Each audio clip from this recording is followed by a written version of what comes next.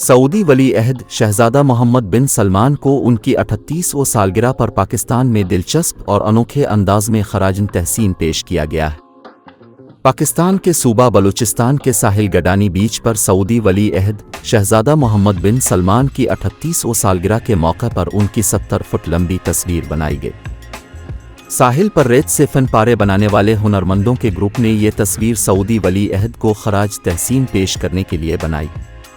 بلوچستان سے تعلق رکھنے والے 19 سالہ ساحلی آرٹسٹ سمیر شوکت نے عرب نیوز کو بتایا کہ ہم ولی عہد کو ان کی 38واں سالگرہ پر مبارکباد دینا چاہتے تھے، لہٰذا ہم نے گڈانی ساحل پر ان کی 70 فٹ لمبی تصویر بنائی ہے۔ گروپ نے کراچی سے تقریباً 51 کلومیٹر دور گڈانی ساحل پر اس تصویر کی ڈرون فوٹیج شیئر کی۔ گروپ کے 6 ارکان نے ولی عہد کی ریتیلی تصویر بنانے میں حصہ لیا تھا۔ ڈنڈوں اور رسیوں سے 3 گھنٹے میں یہ تصویر مکمل کی گئی تھی۔ راشدی آرٹسٹ گڈانی گروپ نے گزشتہ 4 سال میں ریت پر دنیا کے رہنماؤں، کھلاڑیوں اور فلمی ستاروں کے 100 سے زائد خاکے بنائے۔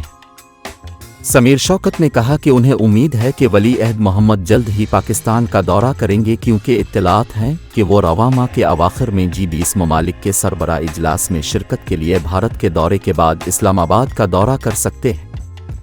تاہم دونوں جانب سے دورے کی کوئی سرکاری تصدیق نہیں کی گئی ہے۔ گروپ کی بنائی گئی سربراہان مملکت کی یادگار تصاویر میں متحدہ عرب امارات کے حکمران اور امیر قطر کی تصاویر بھی شامل ہیں۔